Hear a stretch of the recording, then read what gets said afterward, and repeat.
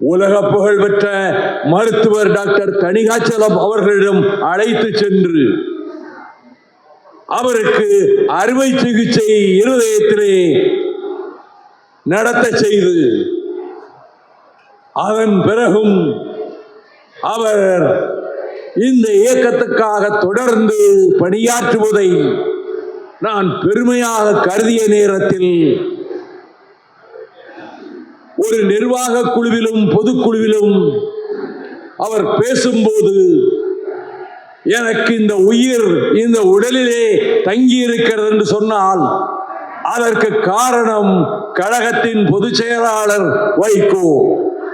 நான் இந்த உயிர் உடலில் இருக்கின்ற வரைக்கும் மறுமலர்ச்சி திராவிட முன்னேற்ற கழகத்துக்கு கவசமாக இருப்பேன் என்று சொல்லிவிட்டு நான் மரணித்த பிறகு, நான் மடிந்த பிறகு என் உடம்பின் மீது மறுமலர்ச்சி திராவிட முன்னேற்ற கழகத்தினுடைய கொடியைத்தான் போர்த்த வேண்டும் என்று அனைவரையும் கண்கலங்க செய்து பேசி இன்று வரையிலும் அவருடைய குடும்பத்தில் எந்த பாதிப்பும் வந்துவிடக் கூடாது என்று அவரது அருமை திருமகள் மருத்துவக் கல்லூரியிலே படிப்பை தொடர முடியாத சூழலிலும் அவர்கள் முழுமையாக MBBS படித்து இன்று ஒரு மருத்துவராக உலவுகிற நிலையை இயக்கம் உருவாக்கி கொடுத்து அதன் வழியிலே இந்த மண்டலத்தில்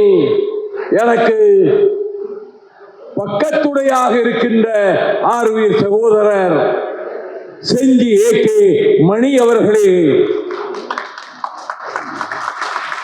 இந்த நிகழ்ச்சியில் மிகச் சுருக்கமாக ரத்தின சுருக்கமாக உரையாற்றிவிட்டு விடைபெற்ற நான் கூறியவாறு கழகத்தினுடைய பொருளாளர் நெய்வேலி நிலக்கரி நிறுவனத்தை தனியார்களுக்கு வடநாட்டு முதலாளிகளுக்கு விற்றுவிடுவது என்று மத்திய அரசு முடிவெடுத்த நேரத்தில் சென்னை விமான நிலையத்திற்கு வந்து நெய்வேலி லிக்னைட் கார்பரேஷனில் இருக்கின்ற 25 தொழிற்சங்கங்களினுடைய தலைவர்களின் கையொப்பம் பெற்று என்னிடம் தந்து இதை அடல் பிகாரி வாஜ்பாயிடம் கொடுத்து இதை தடுத்து நிறுத்துங்கள் என்று பொருளாளர் வேண்டிக் கொண்ட போது நான் டெல்லியிலே ராம்விலாஸ் பஸ்வானந்த துறை மந்திரி என்பதனாலே அவரை சந்தித்து நெய்வேலி நிலக்கரி நிறுவனத்தை வடநாட்டு பெருமுதலாளிகளுக்கு விற்கக்கூடாது என்று சொன்னபோது நான் ஒன்றும் செய்ய முடியாது, யாரும் பாராளுமன்றத்திலே நீங்கள் பேசலாம், இனி ஒன்றும் நடக்காது, முடிவெடுத்து விட்டது கேபினெட், மத்திய மந்திரி சபை முடிவெடுத்து விட்டது, இனி தடுப்பதற்கு வழியே இல்லை என்று அவர் சொன்ன பிறகு நான் நாடாளுமன்ற கட்டிடத்துக்குள் பிரதமர் அலுவலகத்துக்கு சென்ற போது பிரதமர் அன்றைக்கு நாடாளுமன்றம் வரவில்லை, உடல் நலிவுற்று வீட்டில் இருக்கிறார் என்று சொன்னார்கள். அந்த வீட்டுக்கே நான் தொலைபேசியிலே தொடர்பு கொண்டு பிரதமருடைய தனி செயலாளரிடத்தில் நான் வைகோ பேசுகிறேன், இன்று நான் சந்தித்தே தீர வேண்டும் பிரதம அமைச்சரை, அதை தவிர்க்க முடியாது என்று நான் சொன்னபோது அவர் உடல் நல குறைவால் பாராளுமன்றத்துக்கே என்று வரவில்லை, ஆனாலும் உங்கள் விருப்பத்தை அவரிடம் தெரிவிக்கிறேன் என்று கூறிவிட்டு ஒரு 15 நிமிடம் கழித்து இன்று மாலை 7 மணி அளவிலே நீங்கள் பிரதமரை அவரது இல்லத்தில் சந்திக்கலாம் என்ற தகவல் வந்த பிறகு அந்த இல்லத்துக்கு சென்றதான் அமர்ந்திருந்த போது உள்ளே அழைக்கிறார் பிரதமர் என்றவுடன் பிரதமரிடம் சென்று நலந்தானா என்று கேட்டுவிட்டு இந்த தொழிற்சங்க தலைவர்களினுடைய கோரிக்கை மடலை தந்தேன். அவர் வரிசையாக படித்துக் கொண்டு வந்துவிட்டு இதில் பாரதிய ஜனதா கட்சியினுடைய தொழிற்சங்கமும் கையெழுத்து போட்டிருக்கிறது என்று சொன்னேன். நான் ஒன்றும் இனி செய்ய முடியாதே, மத்திய மந்திரி சபையிலே கேபினெட்டிலே அந்த முடிவை எடுத்து அறிவித்தாகிவிட்டது, இனி அதை மாற்ற முடியாது என்று அவர் சொன்னபோது அடல்ஜி அவர்களே, பீகார் மாநிலத்தில் பிரச்சாரத்துக்கு சென்ற வேளையில் என்னை உங்கள் சுவீகார புத்திரன், என் வளர்ப்பு பிள்ளை என்று சொன்னீர்களே, எனக்கு செய்கின்ற உதவி இதுதானா?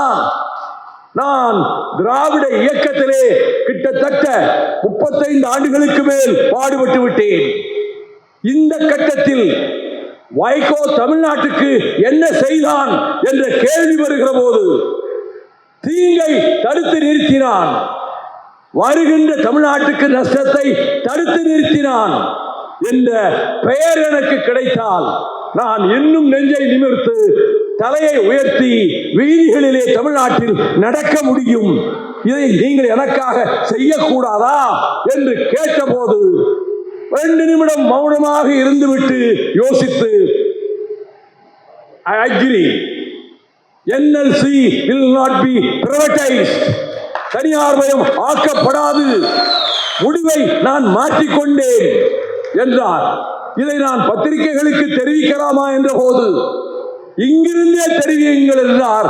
நான் டெல்லியில் இருக்கிற இந்து பத்திரிகையினுடைய அங்கே இருக்கக்கூடிய தலைமை நிருபரிடம் போனில் பேசி, நெய்வேலி நிலக்கரி நிறுவனத்தில் டிஸ்இன்வெஸ்ட்மெண்ட் ரத்தாகிவிட்டது, முடிவு மாற்றப்பட்டு விட்டது, அது தனியார் மயமாகாது, அது லாபம் தருகிற பொதுத்துறை நிறுவனம், நட்சத்திர அந்தஸ்து பெற்ற நிறுவனம், எங்கள் பூமி, எங்கள் நெய்வேலி பூமி, எங்கள் ரத்தத்தில் இருந்து கொட்டப்பட்ட வியர்வைதான் 25,000 தொழிலாளர்கள் அங்கே தமிழர்கள் பணியாற்றுகிறார்கள்.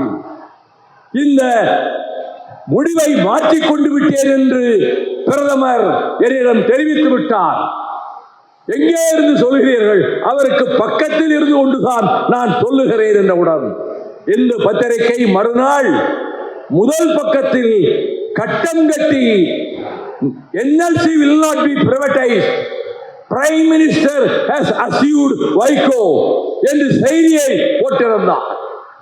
நான் இங்கே நெய்வேலிக்கு வந்தபோது ஏறத்தாழ 25 சங்கங்களில் 26 சங்கங்கள் ஒன்று சேர்ந்து எனக்கு வரவேற்பு கொடுத்தார்கள். அது திராவிட முன்னேற்ற கழகத்தினுடைய கோட்டை நெய்வேலி. NLC நிறுவனத்தில் இருப்பவர்கள் 90% திமுகவை ஆதரிப்பவர்கள்.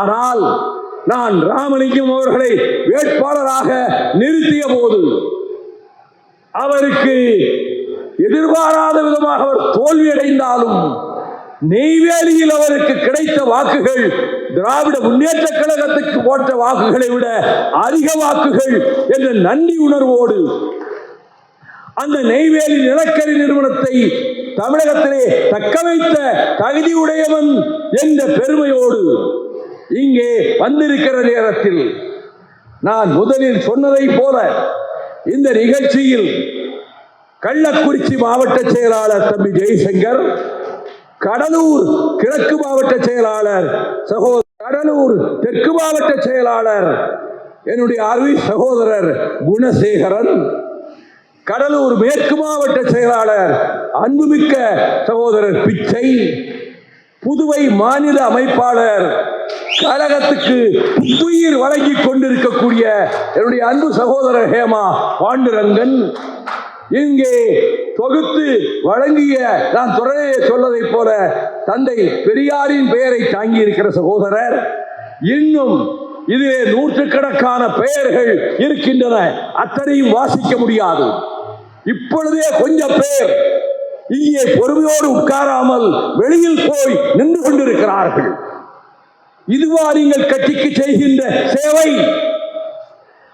நான் உடல் நலமில்லாமலே ஊராக ஒரு நாளைக்கு 300 கிலோமீட்டர் 400 கிலோமீட்டர் பயணித்து விட்டு என்று காலையில் தர்மபுரியில் கூடிய கூட்டத்தில் 1.25 மணி நேரம் பேசிவிட்டு 2 மணிக்கு மேல் புறப்பட்டு இங்கே வந்து உங்களிடம் நான் உரையாற்றுகிற போது முக்கியமான ஒரு காலகட்டத்தில் நம்மை தூற்றியும் நம்மை நிந்தனை செய்தும் இந்த கட்சி அழிந்து விட்டது என்று மனச்சாட்சியை ஆள குடிதோண்டி புதைத்துவிட்டு 1-2 நிருபர்கள் தொலைக்காட்சி விவாதத்தில் மதிமுக செத்து போய்விட்டது என்று சொல்லுகிற நேரத்தில் அதனை கட்டி காத்த உங்களை போன்ற லட்சக்கணக்கான தொண்டர்களை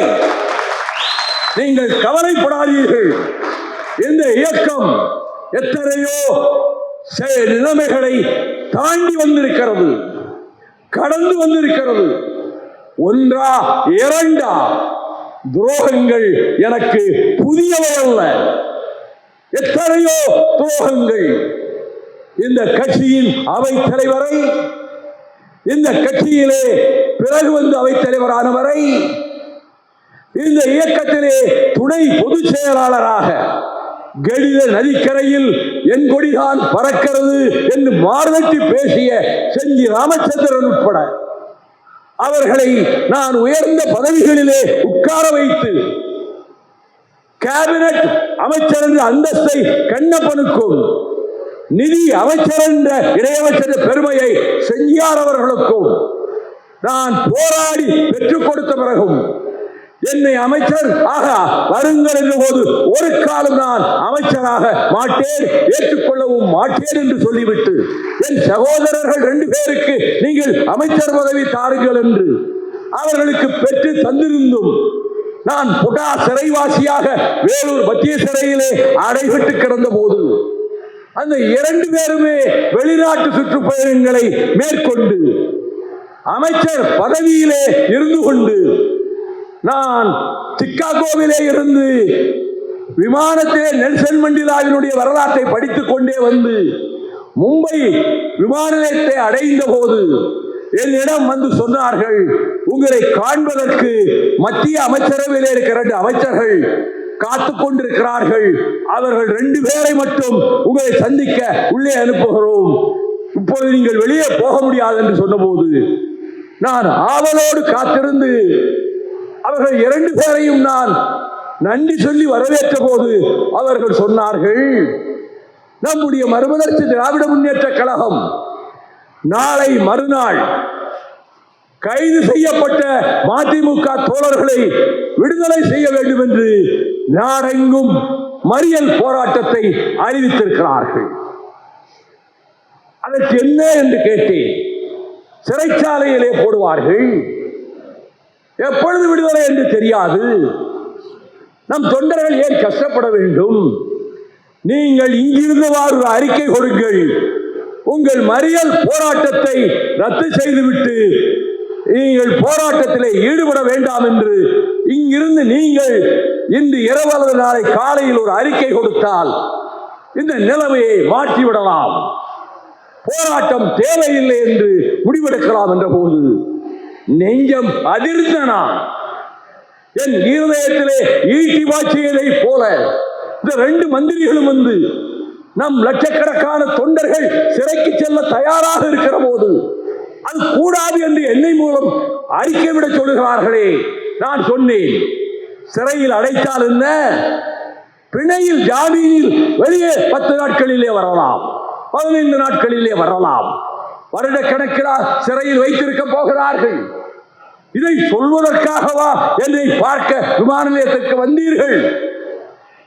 நானே அப்படி அறிக்கை விடுவதா? சொல்ல உங்களுக்கு என்ன துணிச்சல் வந்தது என்று கேட்டபோது தலைகள் விழுந்தவாறு 2 பேரும் வெளியே போனார்கள். மறுநாள் விமானம் இன்னும் புறப்படாது, அது எந்திரம் பழுதாகி இருக்கிறது, ஒருவேளை நாளை போகலாம், இந்த 48 மணி நேரமும் நீங்கள் தங்கி இருக்கிற ஓட்டலுக்கு அந்த கட்டணத்தை நாங்கள் விமான நிலையத்திலே இருந்து செலுத்தி விடுவோம் என்று சொன்ன போது நான் நினைத்தேன், இவன் கைதாகி விடுவோம் என்று பயந்தான். அடல் பிகாரி வாஜ்பாயை சந்தித்து எப்படியாவது டெல்லியிலே போய் இருந்து கொண்டு இந்த கைதை தவிர்த்து விடலாம் என்று வைகோ திட்டமிட்டு டெல்லிக்கு ஓடிவிட்டான். அதனால் தான் இன்றைக்கு சென்னைக்கு வரவில்லை என்று சில பத்திரிகைகள் எழுதக்கூடும், சிலர் நம்பக்கூடும். எப்படியும் சென்னை சென்றாக வேண்டும், இன்றே கைதாக வேண்டும் என்று முடிவெடுத்து அங்கே இருந்த ஒரு தமிழர், விமான நிலையத்திலே இருந்த ஒரு தமிழர், அவர் எனக்கு பழக்கமானவர். அவரிடம் கேட்டபோது, ஜெட் ஏர்வேஸ் விமானம் ஒன்று சென்னைக்கு இன்னும் 1 மணி நேரத்திலே போக இருக்கிறது, அது இந்த விமான நிலையத்தில் அல்ல, பழைய விமான நிலையத்தில் இருந்து என்று சொன்னவுடன், you book a ticket for me, எனக்கு ஒரு டிக்கெட்டை ரிசர்வ் செய்ய சொல்லுங்கள், நான் இப்பொழுதே போகிறேன் என்று பெட்டியை எடுத்துக்கொண்டு நான் வெளியே வந்தபோது என்னோடு பக்கத்திலே வந்த ஒருவர், பையோடு வந்த ஒருவர், நானும் உங்களோடு சென்னை வருகிறேன், உங்கள் கைது படலத்தை நேரடியாக பார்க்க விரும்புகிறேன், நான் டைம்ஸ் ஆஃப் இந்தியா பத்திரிகையினுடைய நிருபர் என்று சொல்லி அதே விமானத்தில் என்னோடு வந்தார். சென்னை விமான நிலையத்தில் 500 போலீசார் வந்து நின்றார்கள். நான் அந்த இடத்தில் இருந்து கொண்டே கர்ஜனை செய்துவிட்டு காரிலே அவர்களுடைய போலீஸ் வேனிலே நான் ஏற்றப்பட்ட போது, இந்த விழுப்புரம் வழியாக உளுந்தூர்பேட்டை அருகிலே சென்ற போது, அந்த உளுந்தூர்பேட்டையில் ஒரு பள்ளிக்கூடத்துக்குள்ளே கொண்டு போய் என் வேனை நிறுத்தினார்கள்.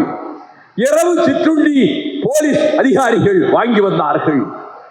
ஒரு 50 போலீஸ் வேன் ஏதோ உலக பயங்கரவாதியை கைது செய்து கொண்டு போவதை போல எனக்கு முன்னும் பின்னுமாக இரவு 2 மணிக்கு மதுரையில் இருக்கக்கூடிய நீதிபதி வீட்டுக்கு முன்னாலே போய் நிறுத்தினார்கள்.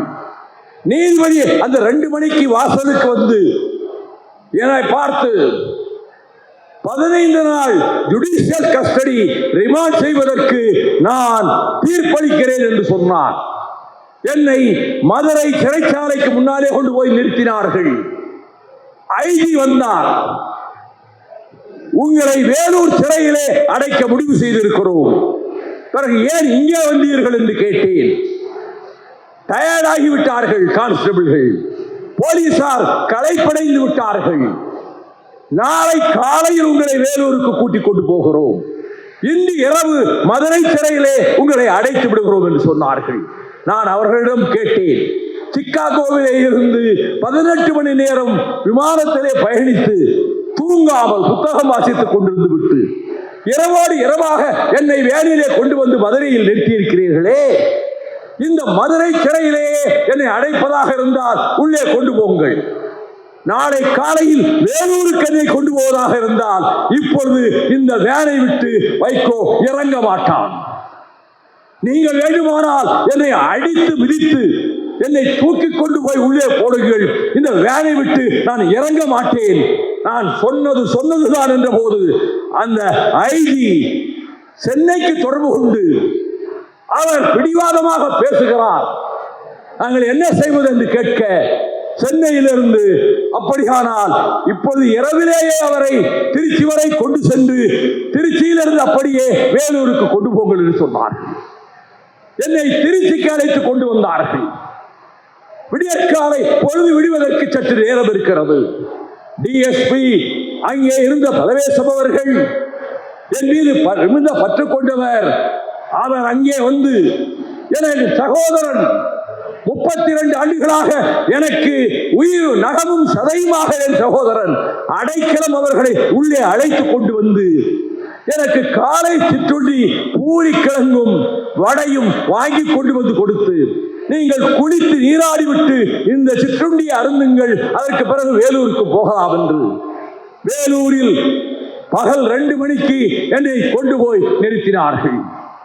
நான் கண்காணிப்பாளரிடம் கேட்டேன், உங்கள் கட்சி தோழர்கள் 1000க்கு மேற்பட்டவர்கள் நேற்று கைது செய்யப்பட்டு இதே சிறையில் இந்த பிளாக்கிலே இருக்கிறார்கள், உங்களை ஏ பிளாக்கிலே கொண்டு போய் அடைக்கப் போகிறோம் என்றார்கள். நான் உடனே நம்முடைய தோழர்கள் இருக்கக்கூடிய பிளாக்குக்கு என்னை கொண்டு போங்கள் என்றேன். அங்கே போனவுடன் அத்தனை பேரும் ஆனந்த கூத்தாடினார்கள். நான் சொன்னேன், என் பொருட்டு நீங்கள் சிறைக்கு வந்திருக்கிறீர்கள், விரைவில் நீங்கள் விடுதலை செய்யப்படுவீர்கள், நான் ஆண்டு கணக்கிலே இந்த சிறையில் இருந்தாலும் எந்த காரணத்தை முன்னிட்டும் நான் ஜாமீனில் வரமாட்டேன் என்று சொல்லிவிட்டு என்னை வைத்திருந்த பிளாக்கிலே அந்த கார்னர் ரூம் கடைசியா முதல் அறையில் என்னை கொண்டு போய் அடைத்தார்கள். அப்பொழுது டாக்டர் கலைஞர் அவர்கள் ஒரு அறிக்கை விட்டார். 18 மணி நேரம் விமானத்திலே பயணித்து களைப்போடு வந்தவனை இரவோடு இரவாக நீதிபதி வீட்டில் கொண்டு போய் நிறுத்தி ரிமாண்ட் செய்து அக்கினி வெயிலில் தகித்துக் கொண்டிருக்கிற வேலூரில் ஒரு மின்விசிறி கூட இல்லாமல் ஒரு அறையில் போட்டு அடைத்திருக்கிறீர்களே, இந்த சர்க்காருக்கு மனிதாபிமானமே கிடையாதா? என் அறை வாசலில் ஒரு பெடஸ்ட்ரல் ஃபேன் இவ்வளவு உயரத்தில் கொண்டு வந்து வைத்துவிட்டு ஜெயில் சூப்பரண்டன்ட் அவர் பாலச்சந்திரன் அங்கே வருகிறார் என்ற செய்தி வந்தது. உள்ளே வந்தார் என் அறைக்குள். எதற்காக இந்த பெடஸ்ட்ரல் ஃபேன் இங்கே கொண்டு வந்து வைத்திருக்கிறீர்கள் என்று கேட்டேன். உங்களுக்காக கொண்டு வந்திருக்கிறோம். சீலிங் ஃபேன் உடனே போட முடியாது, இந்த ஃபேன் உங்களுக்கு நல்ல காற்றோட்டத்தை தரும் என்றார். இங்கே 2200 கைதிகள் இருக்கிறார்கள். அவர்கள் இந்த அனல் கக்கும் வெயிலில் வாடிக்கொண்டிருக்கிறார்களே, அவர்களுக்கு நீங்கள் ஃபேன் கொடுத்திருக்கிறீர்களா? எனக்கு மட்டும் மின்விசிறி என்றால் அவர்கள் என்ன நினைப்பார்கள்? அரசியல்வாதி என்றால் அவர்களுக்கு எல்லா சலுகையும் கிடைக்கிறது என்று நினைப்பார்கள். இந்த ஃபேனை சாயங்காலத்துக்குள் இங்கே இருந்து தூக்கி கொண்டு போகாவிட்டால் நான் உடைத்து எறிவேன் என்று சொன்னவுடன் அப்படியே ஆடி போன ஜெயில் சூப்பரண்டன்ட் உடனே வார்டர்களை அழைத்து இந்த ஃபேனை தூக்கி கொண்டு போங்கள் என்றார். அப்பொழுது நான் நினைத்தேன், 8 கால செய்தி தினத்தந்தியில், தினமலரில், தினமணியில் நான் கைது 8 கால செய்தி. அதில் தினமலர் பத்திரிகை என்னை நல்ல பாராட்டி எழுதிவிட்டு, இவருக்கு பிடித்தமான நடிகர் யார்? சிவாஜி கணேசன். ஒவ்வொன்றாக எனக்கு எது பிடித்தது என்று எழுதி கொண்டு வந்து, இவருக்கு பிடித்தமான உணவு என்ன? அசைவ உணவு, புலால் உணவு பிரியர் என்று எழுதியிருந்தது. நான் அதை படித்துவிட்டு நினைத்தேன், வாரத்தில் 3 நாட்கள் ஆட்டுக்கறி போடுவார்கள் ஏர்கிராஸ் பிரிசனர்ஸுக்கு. அப்படி நான் அதை வாங்கி சாப்பிட்டால், ஏற்கனவே அசைவ பிரியன் என்று எழுதுகிற பத்திரிகைகள் அதற்கு அரசு மருத்துவமனைக்கு நீங்கள் வர வேண்டும் என்று சொன்னார். மிஸ்டர் கலாநிதி, நான் இந்த சிறையை விட்டு ஜெனரல் ஆஸ்பத்திரிக்கு போனால் ஒருவேளை என் நுரையீரல் கெட்டிருக்கிறது, டிபி நோய் தாக்கி இருக்கிறது என்று அவர்கள் ஒரு சர்டிபிகேட் கொடுத்தால், என்னுடைய தோழர்கள் நீதிமன்றத்துக்கு சென்று ஜாமீனில் என்னை விடுவிக்க வேண்டும் என்று அவர்கள் முயற்சிப்பார்களானால், உலகத்திலே இருக்கிற என்னை பற்றி புரட்சித்தனமான கருத்துக்களை வெளியிடுகிறவர்கள், இவனுக்கு ஒன்றுமில்லை, ஜெயிலிலே இருக்க முடியவில்லை, ஆகவே எனக்கு இருமல் வந்திருக்கிறது என்று சொல்லி டாக்டர்களை சரி கட்டி ஒரு சர்டிபிகேட் வாங்கி ஜாமீனில் வெளியே வந்து விட்டான் என்று எழுதுவார்கள். ஆகவே நான் ஜெனரல் ஆஸ்பத்திரிக்கு போக மாட்டேன், இந்த சிறைச்சாலையை விட்டு எந்த மருத்துவமனைக்கும் போக மாட்டேன். இன்னும் எத்தனை மாதம் இந்த இருமல் என்னை வாட்டினாலும் நான் அதை தாங்கிக் கொள்வேன் என்று சொன்னேன். டாக்டர் மாசிலாமணி அவர்கள் கடைசியாக வந்து சந்தித்த போது எனக்கு சில மாத்திரைகளை கொடுத்தார்.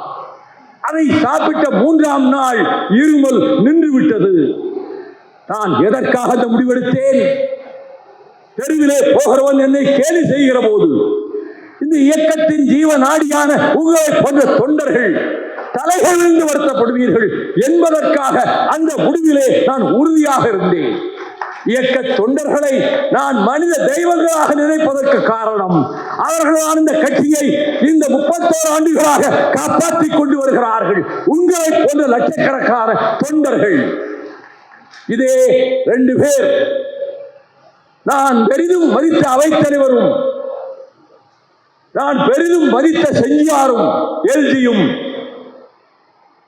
தமிழக முதலமைச்சரை சந்தித்து ஒரு நள்ளிரவு நேரத்திலே சந்தித்து 2 மணி நேரம் அங்கே பேசிவிட்டு 3 எம்எல்ஏ, 3 எம்பி, 13 மாவட்ட செயலாளர்களை நாங்கள் அழைத்துக் கொண்டு வந்து உங்களிடம் திமுகவிலே சேர்க்கிறோம் என்று இவர்கள் உறுதியளித்து, அதற்கு சன்மானமாக பெற வேண்டியதை பெற்றுக்கொண்டு, அவர்களுக்கு ஆளுக்கு ஒரு பிளாட் அரசாங்கம் ஒதுக்கி தந்து, ஒவ்வொரு பொதுக்குழு உறுப்பினர் வீட்டுக்கும் சென்று சேலத்திலே கூட்டியிருக்கிற மதிமுக பொதுக்குழுவுக்கு நீங்கள் வாருங்கள், 2 லட்சம் இல்லை 3 லட்சம், அதற்கும் நீங்கள் உடன்படாவிட்டால் 4 லட்சமோ 5 லட்சமோ தருகிறோம் நீங்கள் வெளியே வாருங்கள், எங்களோடு வாருங்கள், சேலம் பொதுக்குழுவுக்கு வாருங்கள் என்று சொன்னபோது, வாழ்க்கையில் லட்சம் ரூபாயை கண்ணால் பார்க்காத என் உயிர் சகோதரர்கள், பொதுக்குழு உறுப்பினர்கள், பல இடங்களில் டீக்கடை வைத்திருப்பவன், டெய்லராக இருப்பவன், சாதாரண ஏழை குடும்பத்தைச் சேர்ந்தவன், அந்த பொதுக்குழு உறுப்பினரிடத்தில் 4 லட்சம் தருகிறோம் என்று சொன்னபோது அவருடைய மனைவியும் தாயாரும் விளக்கமாற்றால் உங்களை அடித்து விரட்டுவோம், மரியாதையாக இந்த வீட்டை விட்டு வெளியே போங்கள் என்று சொன்னபோது, அதே போல அவர்கள் கூட்டிய பொதுக்குழுவில் 65 பேர் தான் பொதுக்குழு உறுப்பினர்கள் அவர்களிடத்திலே போய் சேலத்தில் சேர்ந்தார்கள். 1285 பொதுக்குழு உறுப்பினர்கள் என்னோடு வந்து அவ்விடவில் போட்டு நாங்கள் வைகோ தலைமையில் தான் இருக்கிறோம் என்று சாட்சியம் கொடுத்தார்கள். அப்பொழுது நான் நினைத்தேன், இந்த கட்சியை நான் காப்பாற்றவில்லை, என் உயிரினைய 1285 பொதுக்குழு உறுப்பினர்கள் இந்த கட்சியை காப்பாற்றினார்கள். ஆகவே அவர்கள் காலடிகளிலே என் சிரசை வைத்து அவர்களுக்கு நான் நன்றி தெரிவிக்க கடமைப்பட்டவன். இந்த கட்சியை காப்பாற்றிய பெருவீரர்கள் கழகத்தின் பொதுக்குழு உறுப்பினர்கள், அவர்கள்தான் இந்த இயக்கத்தை கட்டி காப்பாற்றினார்கள். இந்த சூழ்நிலையில் மறுமலர்ச்சி திராவிட முன்னேற்ற கழகத்தினுடைய பொதுக்குழு கூடிய போது நான் இரவெல்லாம் கண்டுபிடித்து 78 பக்கத்துக்கு ஒரு அறிக்கையை என் வாய்மொழி அறிக்கையாக சொல்ல வேண்டும் என்று நான் எழுதி நம்முடைய செய்தி தொடர்பாளர் வழக்கறிஞர் நன்மாரனை ஜெயிலுக்கு வர சொல்லி அவரிடத்தில் இதை கொடுத்து நம்முடைய பொதுக்குழுவில் என்னுடைய உரையை அங்கே வாசிக்க ஏற்பாடு செய்யுங்கள் என்று சொல்லி அனுப்பினேன். பொதுக்குழு கூடியது. 1000க்கு மேற்பட்ட பொதுக்குழு உறுப்பினர்கள் திரண்டு விட்டார்கள். நான் உடன்பிறவாத தம்பியாக நினைத்த நாஞ்சில் சம்பத் அவர்கள் என்னுடைய உரையை, அது 78 பக்க உரையை பொதுக்குழுவிலே வாசித்த போது பொதுக்குழு உறுப்பினர்கள் விம்மி விம்மி அழுதார்கள், கண்ணீர் விட்டார்கள் என்ற செய்தி ஜெயிலுக்கே வந்து சேர்ந்தது. அந்த உரை சங்கொலையிலும் வெளியிடப்பட்டது. ஒருவன் ஜெயிலில் இருந்து கொண்டு ஒரு இயக்கத்தை இயக்குகிறான் என்ற பெருமை வைகோ என்ற ஒரு மனிதனுக்கு தவிர வேறு எவருக்கும் கிடையாது. அதே போல மாவட்ட செயலாளர்கள் கூட்டம். அப்பொழுது நான் என்னுடைய உரையை எழுதி அதை அனுப்பி வைத்தேன் வாசிக்க சொல்லி. வைகோ பேசுகிறேன் என்று சொல்லி ஒவ்வொரு மாவட்ட செயலாளர் கூட்டத்தில் வாசிக்கப்பட்டு ஒரு நாளைக்கு 20-30 கடிதங்கள் வரும். அதற்கு பதில் எழுத விடிய விடிய கண் விழித்து நான் பதில் எழுதுவேன். அப்பொழுது சிறையில் சொன்னார்கள், இந்த சிறையில் 100 ஆண்டுகளுக்கு மேலான இந்த சிறையில் பெரிய பெரிய தலைவர்கள் எல்லாம் அடைக்கப்பட்டிருந்தார்கள். பசும்பொன் முத்துராமலிங்க தேவர், தியாகத்துடர் காமராஜர், கம்யூனிஸ்ட் தலைவர்கள் இருந்து வந்தவர்கள், இப்படி பலரும் இந்த வேலூர் சிறையிலே அடைக்கப்பட்டிருக்கிறார்கள். இப்பொழுது நீங்களும் இங்கே அடைபட்டிருக்கிறீர்கள் என்று சொன்னார்கள். அந்த வேலூர் சிறையில் இருந்தவாறு ஒரு கட்சியை இயக்குவதற்கு என்னை அங்கே இருந்து செஞ்சி வழியாக கடலூர் வழியாக என்னை நீதிமன்றம் நாகப்பட்டினத்திற்கு அழைத்துக் கொண்டு போலீஸ் வேன் போகிற போது ஒவ்வொரு இடத்திலும் ஒவ்வொரு நகரத்திலும் நூற்றுக்கணக்கான தொண்டர்கள் காத்திருந்து எனக்கு கைகாட்டுவார்கள். நான் போலீஸ் வேனில் இருந்தவாறு பதிலுக்கு கைகாட்டி விட்டு செல்வேன். கடலூரில் குணசேகரனும் மற்றவர்களும் காத்திருந்து அப்படி என்னை வரவேற்றார்கள். நான் ஒரு முறை மீண்டு வந்த போது செஞ்சியை தாண்டி ஒரு இடத்தில் எங்கள் வண்டியை நிறுத்தி சிற்றுண்டி கொண்டு வந்து கொடுத்தார்கள். இந்த செய்தி ஸ்பெஷல் ரிப்போர்ட் சிஐடி இலாக்காவுக்கு